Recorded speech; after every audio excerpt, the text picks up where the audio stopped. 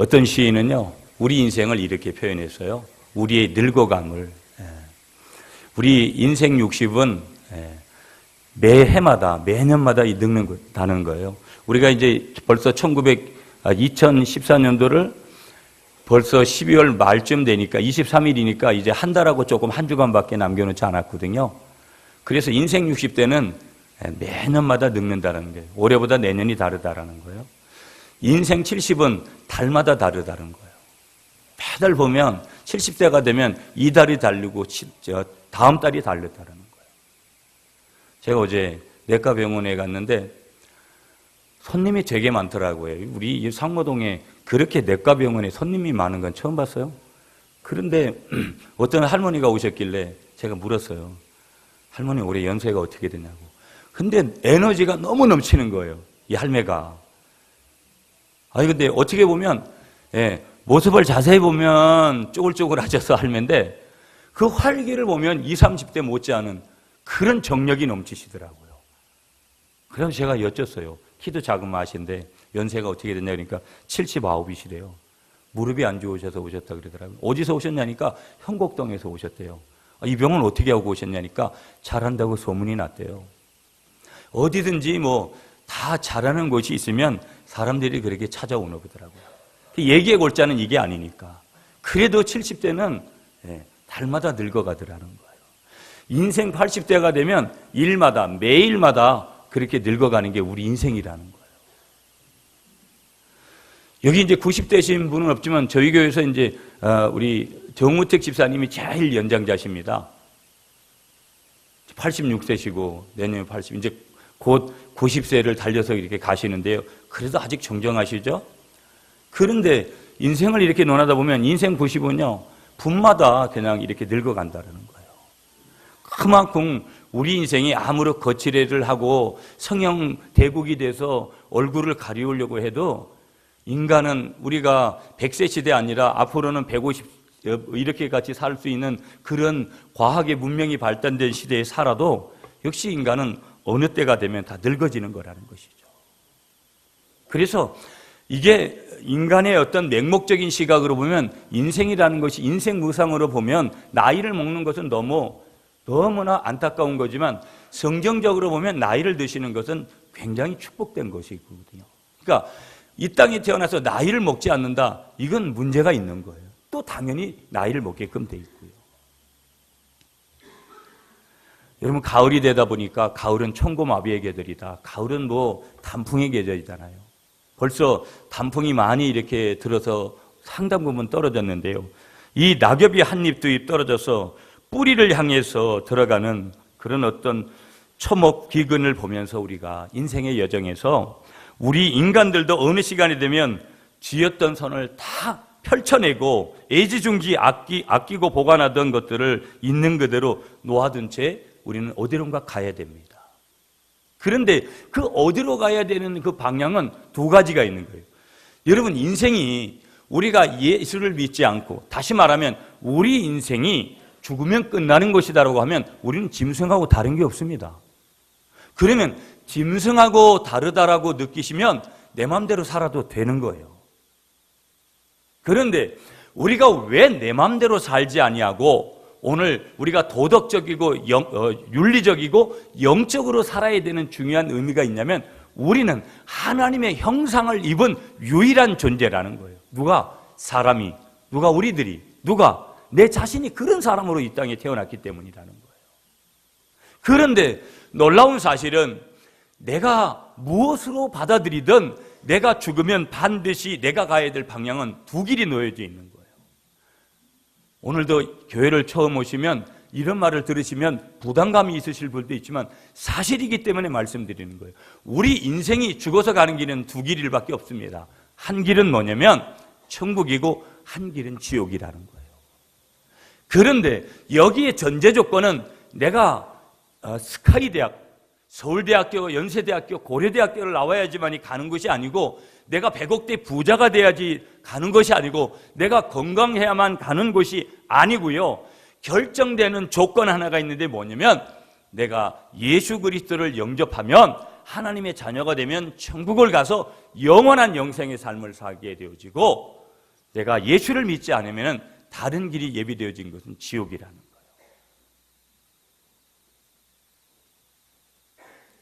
옆에 계신 분하고 여러분 이렇게 인사하겠습니다. 오늘 아침에 예수님 꼭 믿고 우리 모두 천국 갑시다. 자, 처음 오신 분도 있는데 한번 이렇게 한번 하겠습니다. 아멘. 아멘. 이 아멘이라는 뜻에는요, 내가 동의합니다, 이런 뜻이 담겨져 있는 거거든요. 내가 그렇게 되기를 소원합니다, 소원의 뜻이 있는 거예요. 그 속에는요, 그건 진실입니다, 사실입니다, 이런 뜻이 거기에 숨겨져 있는 거거든요. 자, 우리 한 번만 다시 한번 하겠습니다. 아멘. 그래서요, 우리가 우리의 인생길을 많은 분들이, 우리 어르신들도 오늘 아침에 이렇게 많이 오셨는데요, 우리 인생을 나그네 길이다.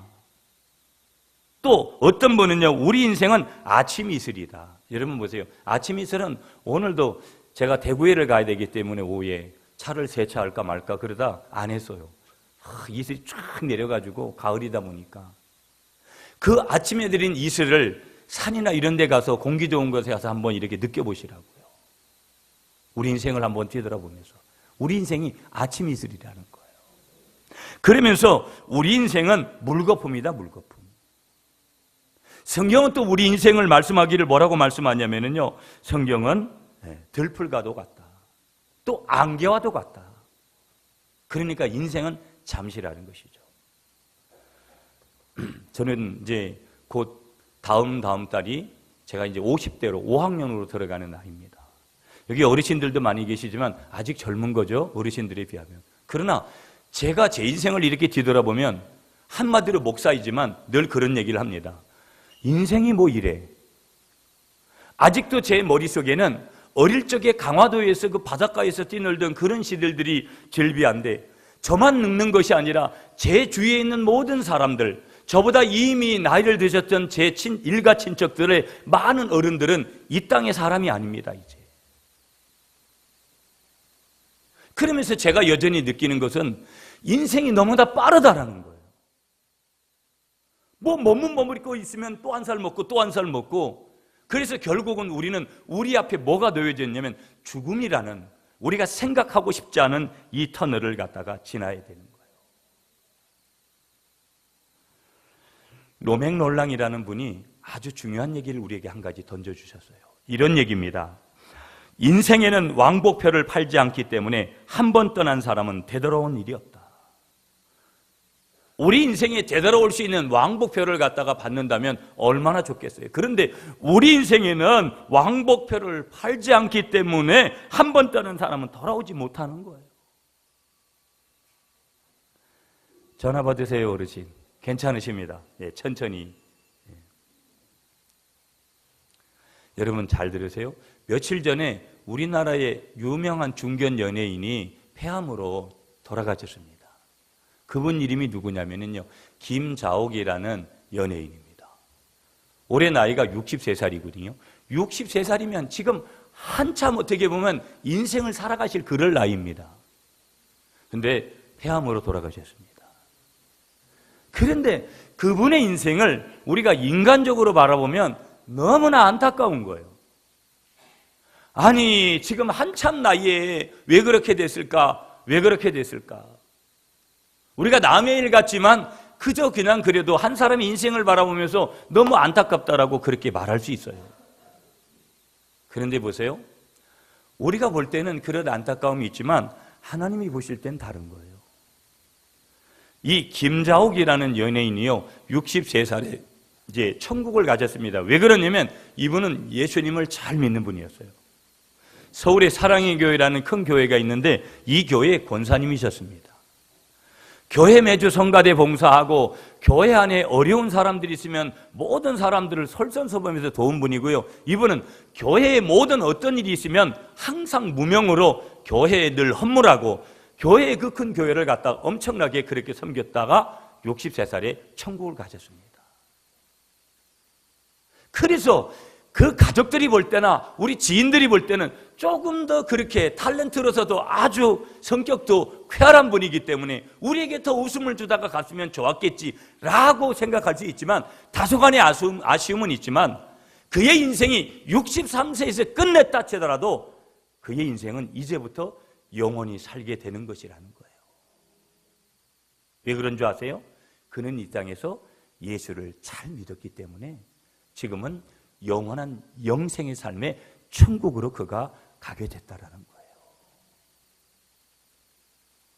여러분, 김자옥 권사님이 가신 천국을 우리 모두가 갈 수 있게 되기를 축복하겠습니다. 오늘 아직 예수를 모르고 나는 목사님 아직 예수를 모릅니다. 난 아직도 예수를 믿을 마음이 없습니다. 그런 분에게도 오늘 우리 하나님께서 은혜를 베풀어 주셔서 여러분의 마음이 열리고 여러분의 심장이 열리셔서 천국을 볼 수 있는 그런 눈이 열리시는 여러분에게 그래서 하나님이 하늘 문을 열고 주시는 그런 축복을 받으시는 여러분이 되시기를 간절히 축복하겠습니다. 여러분, 나폴레옹이라는 유명한 한 사람을 우리나라 사람이 아니지만 그분 얘기를 들었잖아요. 그분이 한 얘기 중에 중요한 얘기 하나가 있어요. 그게 뭐예요? 나의 사전에 불가능이란 없다. 그런데 이 나폴레옹이 나의 사전에 불가능이란 없다라는 것을 주장했지만 말년에는 세인트 헬레나라는 섬에 가서 유배를 받게 되어집니다. 유배 생활을 하면서요 이런 고백을 하는 거예요. 나는 세상에 남긴 것이 아무것도 없다. 빈손이었다. 그 다음 말씀이 중요해요. 여러분, 오늘 처음 오신 분들 좀 귀를 세워서 들어보세요. 이 나폴레옹이 그 다음에 이런 얘기를 했어요. 유배지에서요. 나사렛 예수요, 당신만이 위대한 나라를 세웠습니다. 당신만이 위대한 승리자입니다. 라고 고백을 한 거예요. 한 번만 더 들려드릴게요. 나사렛 예수요, 당신만이 위대한 나라를 세웠습니다. 당신만이 위대한 승리자입니다. 이런 고백을 한 거예요. 나폴레옹이 나의 사전엔 불가능이 없어 그렇게 선포하고 젊었을 때는 승승장구를 했습니다. 그러나 세인트 헬레라는 섬에 마지막 말년에 유배를 가서 자기의 인생을 되돌아보니까 인생이라는 것이 아무것도 아니구나. 위대한 나라는 하나님 예수 그리스도 그분이 세웠고 위대한 승리자는 예수 그리스도구나. 그걸 깨닫고 고백한 거예요. 여러분, 우리는요 이 세상이 어떻게 만들어졌냐 그렇게 얘기를 할 때 두 가지를 얘기합니다. 첫째로는 우리가 매일 학교에서 배운 게 뭐냐면 다윈이라는 사람이 주장했던 진화론을 우리가 대다수의 사람들이 믿어요. 예수 믿는 사람들은 창조론을 믿습니다. 창세기 1장 1절에 성경이 처음 내어지는 구절에 태초에 하나님이 천지를 창조하셨다. 하나님이 세상의 모든 것을 창조하시고 우리 인간들도 창조하시고 세상에 속한 모든 것들을 다 주셨다 이 말이에요. 그런데 많은 사람들은 어릴 때부터 학교에 가서 이 세상의 모든 것은 진화되어져서 그렇게 되어졌다. 다윈이라는 사람의 진화론을 믿습니다. 그런데 보세요. 이 다윈은요, 영국 사람인데요. 이 사람이 원래 아주 지식이 탁월한 사람이었습니다. 그는 원래 이제 한 주간 동안의 여행을 마치면 나는 내가 이제 목사가 될 것이다. 그런 결단을 하고 목사가 되기 전에 한 주간 여행을 떠나게 됩니다. 그리고 그 여행지에서 이상한 머리가 좋으니까 가상을 한 거예요. 상상을 했는데 그게 뭐냐면 진화론이었어요. 그리고 그 진화론에 대한 것들을 갖다가 많은 사람들에게 책으로 내서 그렇게 됐을 때 불길같이 이 모든 것들이 번져나가가지고 이 진화론이라는 것이 하나의 종교화되듯이 그렇게 돼버리는 거예요.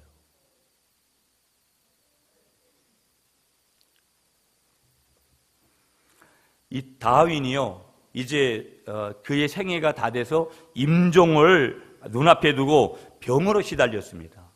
그가 병으로 시달리면서 늘 뭘 했냐면 여러분 놀랍게 성경을 읽었습니다.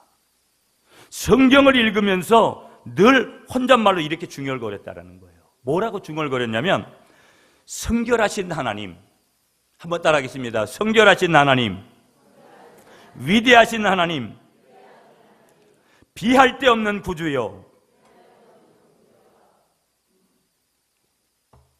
물 좀 더 갖다 주세요. 이런 고백을 하는 거예요. 이 말이 무슨 얘기냐면 다시 조금 바꿔드릴게요, 여러분. 이런 고백을 한 거예요. 거룩하신 하나님이시여, 당신만이 창조주요 당신만이 구세주이신 것을 내가 깨닫지 못했습니다. 인생 말년에 병들어가지고 이제 죽음을 앞에 두고 이런 고백을 하는 거예요.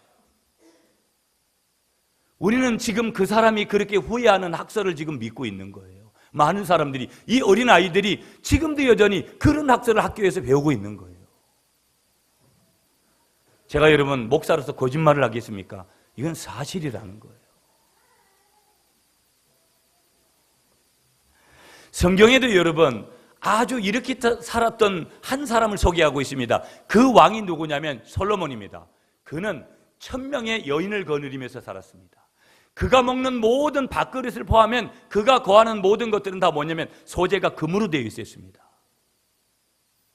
그러니 우리가 상상하면 보통 사람들이 할 수 없는 그런 곳에서 살았고요. 그는 지식과 지혜가 얼마나 대단했냐면요, 사람들이 따라오지 못할 그런 글을 쓰는 사람이었습니다. 그는 말년에 똑같이 그런 고백을 합니다. 뭐라고 고백을 하냐면 이런 고백을 하는 거예요. 헛되고 헛되며 헛되고 헛되니 모든 것이 헛되도다. 사람이 해 아래서 수고하는 모든 수고가 자기에게 무엇이 유익한고. 그러면서 그 이어지는 성경 말씀에 이렇게 고백을 합니다. 뭐라고 고백하냐면 내가 해 아래서 행하는 모든 일을 본즉 다 헛되어 바람을 잡으려는 것이로다. 내가 막 부자가 돼야 되겠다, 내가 막 건강해야 되겠다, 운동을 열심히 하고 내가 무언가를 갖다가 직업적으로 더 되고 내가 대단한 지식인이 되려고 하고 내가 오래 살아야 되겠다, 그 모든 것이 그 몸부림치는 것이 다 뭐같이 느껴지냐? 바람을 잡는 것과 같더라. 여러분, 바람을 잡을 수가 있습니까? 잡을 수가 없어요.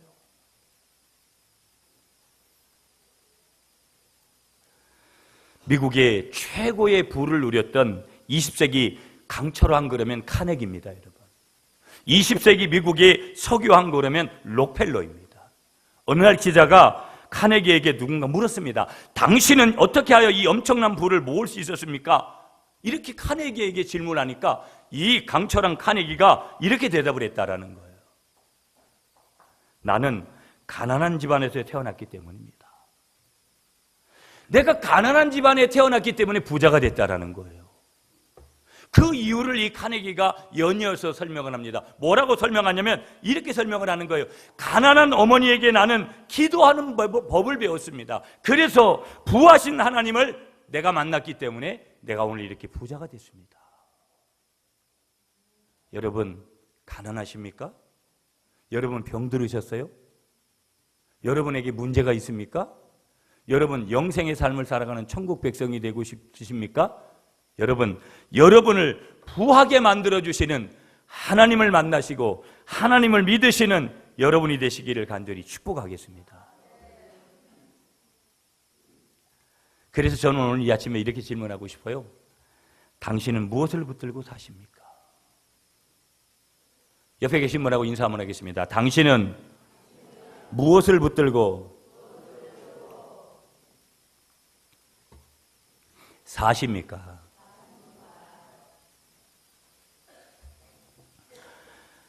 여러분은 지금 오늘 21세기를 포스트 모더니즘이라고 부르는 이 시대에 전부 자기밖에 모르는 이 시대에, 그래서 너무나 많은 사람들이 번아웃 되어지고 많은 사람들이 깊은 내면의 상처 속에 자존감이 낮아 있는 이 시대에 살아가면서 내가 붙들고 있는 것이, 이 험한 세상에서 내가 붙들려고 하는 것이, 그리고 내가 붙들고 살아가려고 하는 것이 무엇이냐라는 거예요.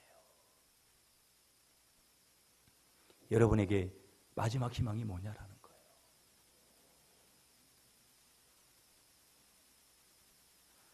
우리 한번 따라하겠습니다. 우리는 모두 죽습니다. 우리는 모두 죽어요. 이 죽음의 문제를 어떻게 준비하고 계시냐 말이에요.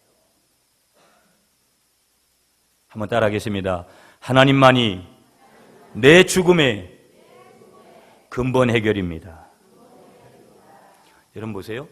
그 하나님이 창조주가 되심을 우리에게 이렇게 보여주시는 거예요. 지구는요, 1시간당 1600km의 속도로 자전이라는 것을 합니다. 지구와 태양은요, 너무나도 정확하게 거리를 유지하고 있습니다. 태양 아시잖아요? 이 태양의 온도는 6000도라는 거예요. 만약에 지구하고 태양의 거리가 가까워지면 모두 우리가 죽을 수 있습니다, 여러분. 그런데 적당한 간격을 유지하도록 그렇게 하나님께서 만들어 놓으신 거예요.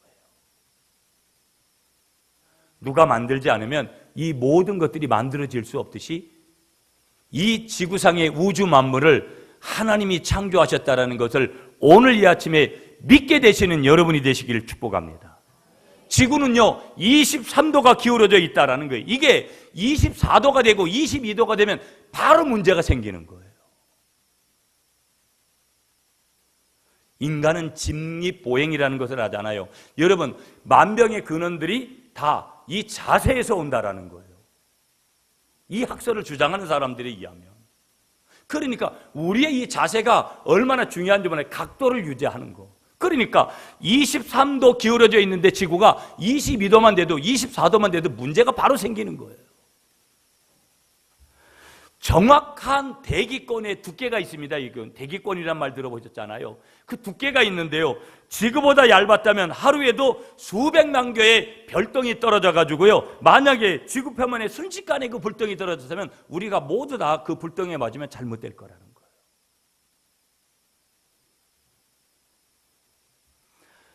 동식물들을 보면은요, 다 어떤 그런 자기들이 자손들을 번성시키고 하는 모든 것에 이르기까지 누구도 배우지 않은 그런 지혜를 하나님이 원래 그들에게 준 지혜들을 가지고 있어요.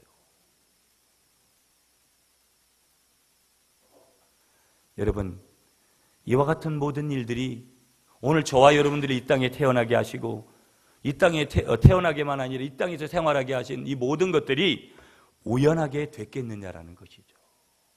성경 말씀은 이렇게 우리에게 말씀하십니다. 시편 19편 1절에 하늘이 하나님의 영광을 선포하고 궁창이 그 손으로 하신 일을 나타내도다. 히브리서 3장 4절에 가보면요, 이런 말씀을 주세요. 집마다 지은 이가 있으니 만물을 지으신 이는 하나님이시라. 한번 따라하겠습니다. 만물을 지으신 이는 하나님이시다. 오늘 성경 말씀에 보면은요, 성경 말씀 띄워주세요. 성경 말씀에 보면 여러분 뭐예요? 하나님이 세상을 이처럼 사랑하사 독생자를 주셨다. 하나님은 왜 이렇게 이 세상을 사랑하고 하나님은 왜 이렇게 이 세상의 많은 사람들 중에 나 같은 사람을 사랑하실까? 이건 어떤 것으로도 비할 수가 없는 거예요. 보이는 곳에서 보이지 않는 곳에서 수많은 죄를 짓고 그렇게 살아가는 나를 왜 하나님은 그렇게 사랑하시는 걸까? 정말 내가 볼 때는 남들이 나에 대해서 무가치한 인간이라고 이야기하는 나를 왜 하나님은 그렇게 사랑하시는 걸까? 다른 거 없어요. 이것이 선물이라는 거예요. 이 선물은 다른 말로 하면 은혜라는 거예요. 내가 하나님이 나에게 주신 은혜, 하나님의 선물. 한번 따라하겠습니다. 하나님의 사랑은 나를 향한 은혜입니다. 가장 큰 선물입니다. 그렇게 믿으세요? 그러니까 하나님이 세상을 이처럼 사랑하사 독생자는 누구냐면 예수님을 말씀하시는 거거든요. 예수님을 주셨는데 무슨 문제냐? 예수님을 주신 것은 당신을 사랑하시는 하나님께서 당신에게 주시는 뭐냐? 여러분에게 주시는 뭐냐? 최대, 최고, 최선의 뭐라는 거예요? 선물이라는 거예요. 한번 따라하겠습니다. 예수님은 나에게 주신 최대, 최고, 최선의 선물입니다.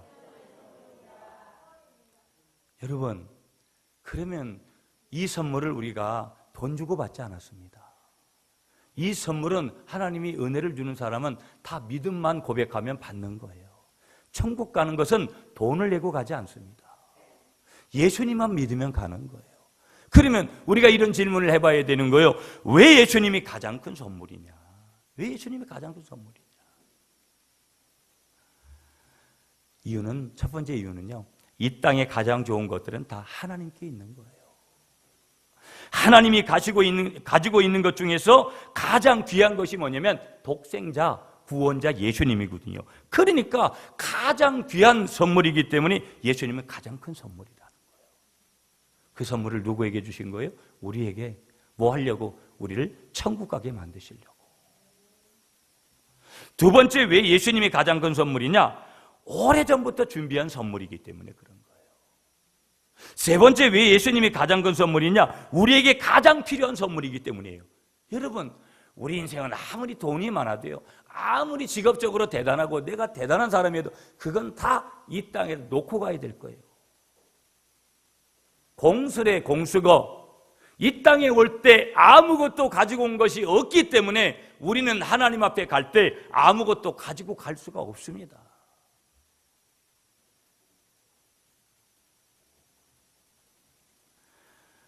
한번 따라하겠습니다. 예수님은 우리에게 가장 필요한 선물입니다. 그렇습니다, 여러분. 우리 한번 아멘 합시다. 아멘. 예수님은 하나님이 나에게 주신 최대, 최고, 최선의 선물이라는 것을 오늘 이 귀한 아침에 마음에 받아들이시는 여러분들이 되시기를 간절히 축복하겠습니다. 그래서요, 이사야 53장 3절에 그 사실을 이렇게 성경이 말씀해 주세요. 그가 찔림은 우리의 허물에 인하며 그가 상함은 우리의 죄악에 인함이라. 그가 징계를 받음으로 우리가 평화를 누리고 그가 채찍에 맞음으로 우리가 나음을 입었도다. 여러분, 이렇게 말씀하시면 이해가 안 되시는 분이 있죠. 그는 누구냐면 예수님이에요. 예수님이 이 십자가에 지셔서 우리 허물, 우리의 죄악, 모든 우리가 받아야 될 징계를 이미 그분이 다 받으셨다라는 거예요. 그래서 우리는 그분을 믿기만 하면 이제 죽어도 천국에 가서 영원히 살 수 있는 영생을 받게 되는 줄 믿으시는 여러분이 되시기를 축복합니다. 그런데요, 이 선물은 어떻게 받는 것이냐? 한번 따라하겠습니다. 손을 내밀어 이 선물을 받자. 아멘이십니까? 이 선물을 어떻게 받을 수 있다라는 거예요? 선물이란 손을 내밀어 받기만 해도 그냥 이거 선물 받으라고 내가 준비한 거라고. 그러면 내가 할 일은 뭐예요? 아이고 뭐 이런 것을 이렇게 얘기하면서도 뭐예요? 손 내밀어서 받기만 하면 된다라는 거예요. 감사하게 받으면 뭐가 되는 거예요? 그 선물이 내 것이 되는 거예요. 나는 목사님 오늘 누구 따라서 그냥 이 교회 처음 와봤는데요. 그래도 상관없어요. 나에게 그런 선물을, 예수 그리스도의 선물을 하나님이 주시는 거라면 내가 받겠습니다. 그런 결단만 하시면 다 끝나는 거예요. 그냥 손 내밀어 받으시면 되는 거예요. 이 선물을 모두가 다 받으시는 여러분이 되시길 축복합니다. 그런데 이렇게 고백하면서 받으시라는 거예요. 하나님, 나는 죄인입니다. 나의 죄를 용서해 주십시오. 내 마음의 문을 엽니다. 예수님을 나의 구주로 영접합니다. 내 마음에 들어오십시오. 주님만을 의지합니다. 예수님만을 이제 믿고 따르겠습니다. 예수님의 이름으로 기도합니다. 이걸 영접 기도라고 그러거든요. 이 기도를 하면 우리는 예수님을 영접하게 되는 거예요. 믿게 되는 거예요. 선물을 받게 되는 거예요. 여러분, 이따 뒤에도 성철 스님의 말씀으로 이제 끝낼 거예요. 곧 있어서. 그런데 기독교가 비판을 많이 받죠. 근데 진짜는 하나밖에 없는 거예요. 어디든지 진짜는 하나인 거예요. 기독교가 똑바로 해야 되지만 중요한 사실은 기독교는 죽고 사는 문제라는 거예요. 생명의 문제라는 거예요. 영생의 문제라는 거예요. 물론 다른 종교들도 그런 것들을 말하죠.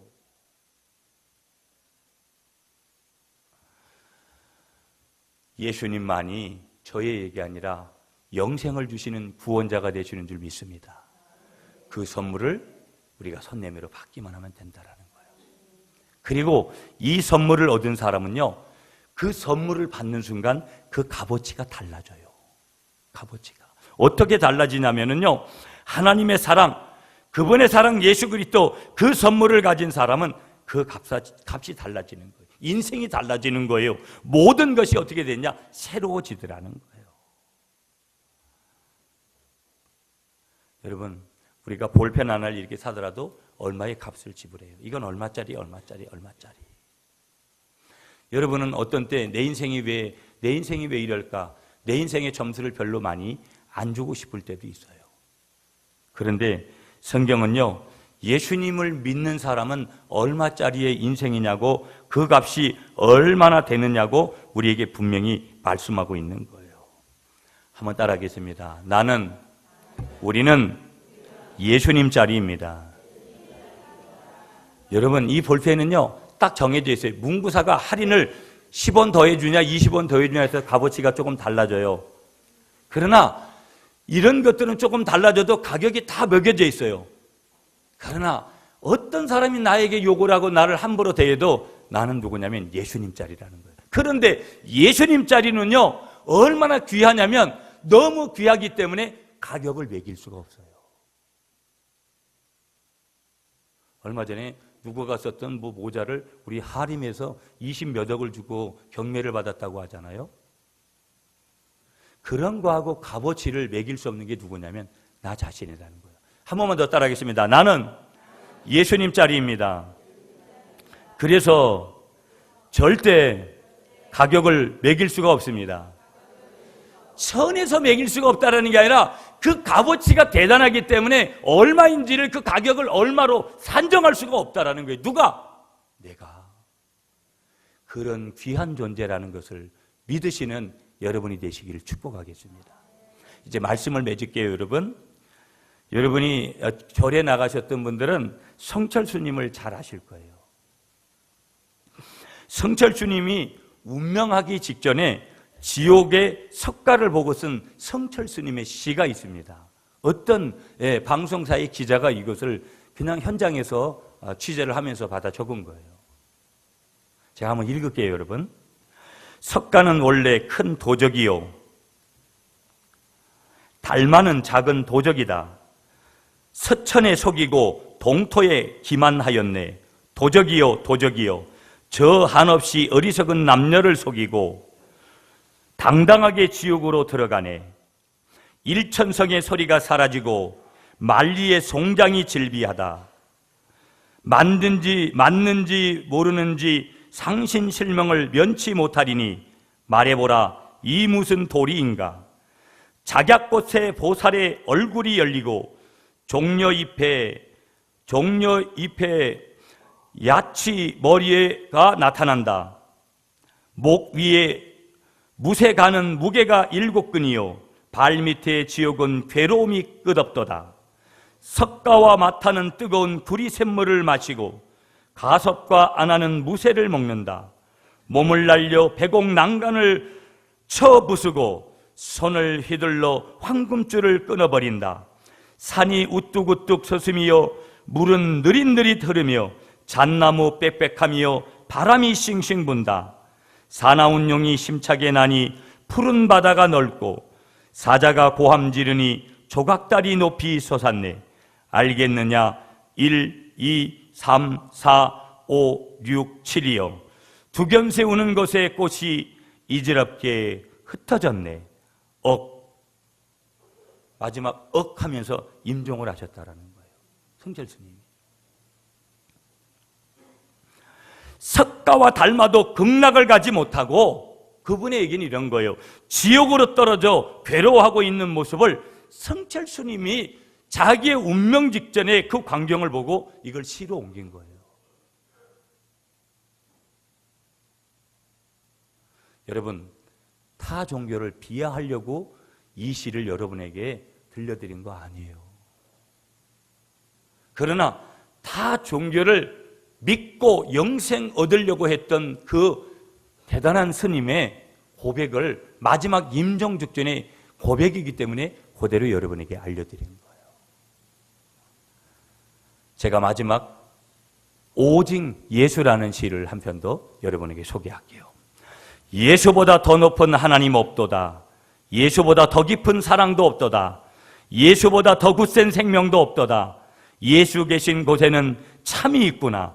예수 계신 곳에는 선이 있구나. 예수 계신 일에는 빛이 있구나.